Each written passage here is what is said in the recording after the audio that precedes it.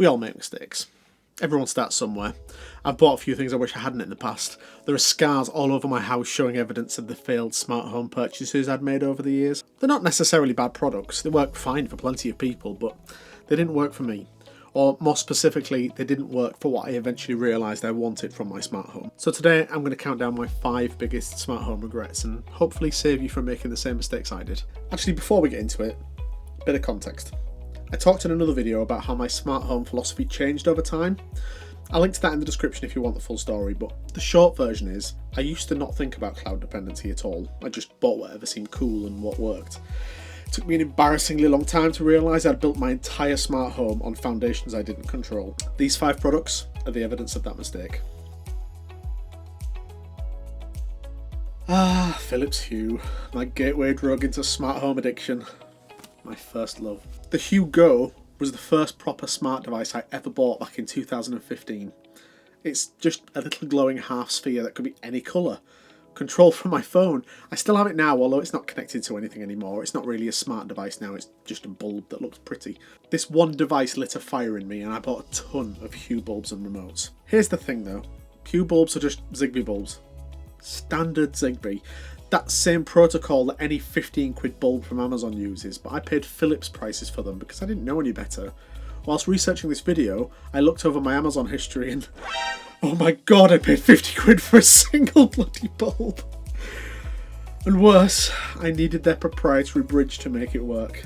A bridge that was doing nothing special, just talking Zigbee to the bulbs and then phoning home to the cloud. But fine, it's only money. The real regret came later. First, Philips killed the Generation 1 hub. Just discontinued support. Told everyone they needed to buy new hardware. I had the Gen 2 and I'd already moved away from Hue by that point, but that was the moment I went from, Hue's fine if you want to pay that much, to actively disliking the company. Then in 2023, they tried to force everyone to create cloud accounts and upload their data to Hue servers. They backed down after a backlash, but it showed exactly where the priorities were. I still have some of those old Hue devices. I've tried pairing them to my Zigbee coordinator, you know, bypassing the bridge entirely like you're supposed to be able to do with standard Zigbee devices, and they're a nightmare. Other Zigbee bulbs pair instantly, no drama. The Hue ones, finicky, sometimes impossible if you don't have the Hue remote. The most expensive bulbs I've ever bought turned out to also be the worst. Would I buy Hue again today? Absolutely not. Not when I can get the same thing for a fraction of the price without the proprietary nonsense. It's also one of the few companies I'd actively steer other people away from. If you're considering Philips Hue today, don't do it. They're not worth the cost, and there are other companies like Govee and IKEA who are doing the same thing for a lot less, and they don't appear to have the same unscrupulous attitude as Hue does. Blink was my first ever CCTV camera. This one hurts because I got so excited about it. I bought this thing in April 2017, actually before Amazon bought them, which happened later that year, and it wasn't cheap either. It cost me 130 quid, but that's the early adopter tax for you. But it seemed so cool. Completely wireless, battery powered, free cloud storage. I was going to have home security like a real grown-up. Then I actually used it. So there's kind of a problem with battery powered cameras. It's blandly obvious in hindsight, but it somehow didn't occur to me at the time. They're on demand only. No 24/7 recording, no historical feed to scrub through. If something happened and the motion sensor didn't catch it, just gone. Never recorded. And the live feed, bloody hell, you tap the button to see what's happening and then wait. And wait. And then wait some more.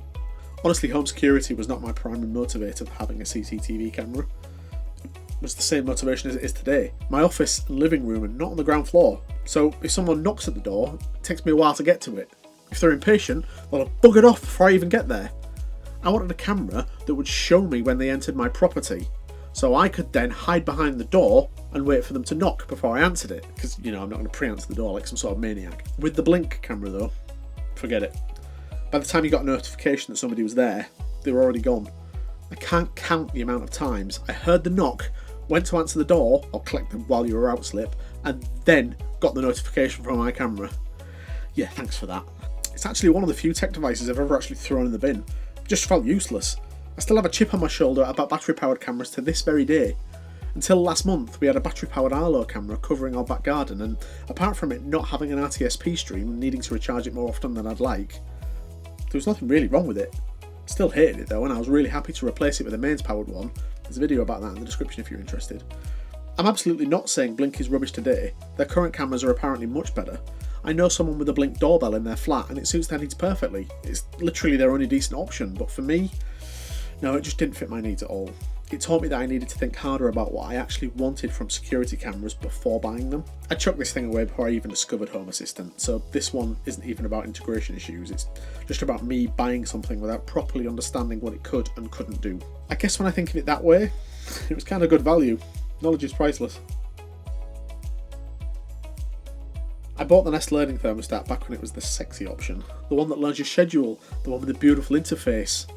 Everyone was raving about it, and honestly, as a standalone thermostat, it's fine, it works. The Nest app's decent. If that's all you want, you'll probably be happy, but I didn't just want a thermostat, I wanted my thermostat, integrated into my smart home, controlled by my automations, and that's when Nest becomes a nightmare. This was another one I got back in 2017. I didn't actually know at the time that Google owned them, as Nest was still an independent company until 2018. That felt like a rug pull, let me tell you. First, Google killed Works with Nest, the API that third-party apps use to integrate with Nest devices. Just gone. They replaced it with something called the SDM API, which requires you to create a Google Cloud project, set up pub sub subscriptions, and I'm not making this up, pay Google $5 for the privilege of accessing your own thermostat's data. $5 to access my thermostat that I already paid for. Well, actually it was a wedding present, but my point still stands. And even after you've jumped through all those hoops, the integration is unreliable. Constantly lost connection to Home Assistant, and you needed to reload the integration every single day. Sometimes it just showed off with no modes available, and you have to restart everything to get it working again. I did actually pay the $5, but the experience was so awful that within a week or two I just took it out of Home Assistant entirely. Then about 2 years ago I disconnected it from my Wi-Fi, as I'd really started to develop a dislike of cloud services for products that should just be local, and I resented having to get my phone out to change the heating when it used to work just fine with my smart home. And it wasn't just the thermostat. I also had 4 Nest Protect smoke detectors. Same story, eventually they stopped working with Home Assistant and they never worked that well to begin with, and then last year, weirdly, they all just died on me within a couple of months of each other. 4 devices, all bricked around the same time. Coincidence? Planned obsolescence? Who knows, but they went in the bin. The fundamental problem is that Nest is 100% cloud dependent. There's no local API, everything goes through Google servers. So if Google decides to change things again, or shut something down like they did with the older generation thermostats, or even if they just have a bad day with their infrastructure, which, let's face it, is hardly unprecedented these days, you're stuck. Should have bought something with local control from the start. Lesson learned. Alright, I might have gone a bit nuts with this one. I didn't just buy a Smartthings hub, I bought Smartthings sensors, Smartthings plugs, Smartthings everything. I went all in on that ecosystem because it seemed like the sensible choice at the time. One app to rule them all. This was also back in 2017. By this point my Hue devices had started to annoy me and I was looking for other solutions. I wasn't really a local control person by this point, but I did want something that was a more open ecosystem so I didn't have to rely on Hue. I'd just learnt about Zigbee and I knew that Smartthings supported it properly, so I went all in. What I didn't understand though, is that Smartthings is entirely cloud-based.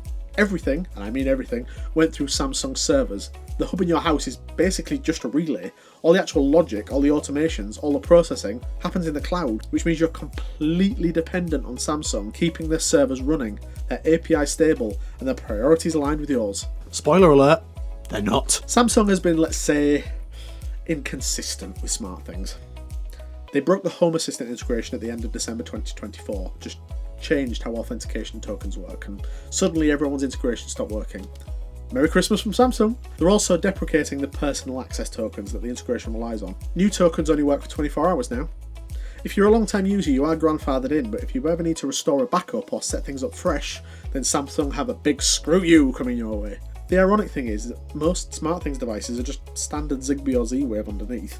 The sensors, the plugs, they'd work perfectly fine with any coordinator. I could probably repair them to my current Zigbee setup if I could be bothered, but I've moved on to Akara and other more cost-effective options over the years, so they're just sat in a drawer gathering dust. The devices weren't the problem. The cloud ecosystem I bought into was the problem. If I'd just bought standard Zigbee sensors and a decent coordinator in the first place, I'd probably still be using them today. And here it is, the big one.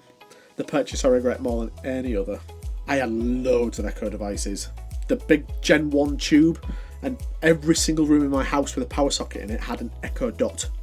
I was living in the future. I could talk to my house and it would do things. I even had one in my shed. You might remember from my last video, I talked about the moment that changed my whole perspective.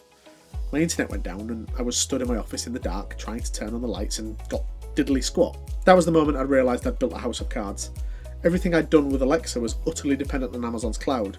The voice recognition happens in the cloud, the smarts happen in the cloud. Without internet, the Echo was just a very expensive hockey puck. And here's the thing that really gets me. Alexa isn't the smart home controller, it's a voice interface to someone else's cloud. You're not controlling your home, you're asking Amazon's permission to control your home. And they can change the rules anytime they want. I got rid of all my Echo devices. Every single one of them.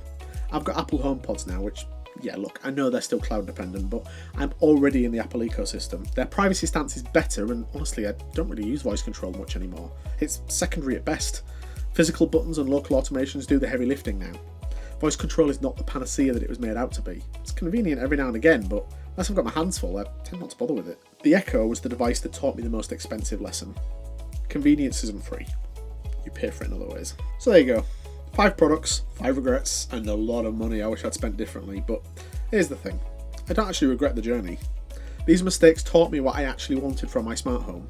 They taught me to ask questions like, what happens when the internet goes down, and what happens if this company changes direction, and do I actually control this, or am I just renting it? If you own any of these products and they work for you, brilliant. Genuinely, they're not bad products, they just work right for what I eventually realised I wanted. And if you're just starting out on your smart home journey, maybe this will help you skip some of the expensive lessons I had to learn the hard way. To be fair, the landscape is a lot more friendly these days. It was still very early days 10 years ago and a lot has changed, but the core lesson is still this. Your smart home should be your smart home. By all means, buy cloud devices if that's what you want, but do some research before making purchases and try to find things that at least have a local control option in case you want or need that in the future. If something's cloud only, it's only a matter of time before it stops working. Personally, I will always tell you if I'm recommending a cloud-only product, and I will give my reasons why I think it gets a pass. And there are a lot of other great resources online who won't steer you wrong. I'll put a few of my favourites in the description. If you want to hear more about why I moved away from cloud-dependent devices, I did a whole video about how my smart home philosophy changed, so give this video a click. I've done a few opinion piece videos around local control now too, so if you want to hear more about that, check out this playlist right here. And if you've got your own regrettable purchases you want to commiserate about, pop it in the comments or come find me on the Foxes Lab Discord. We can cry into our coffee together. Ta-ra.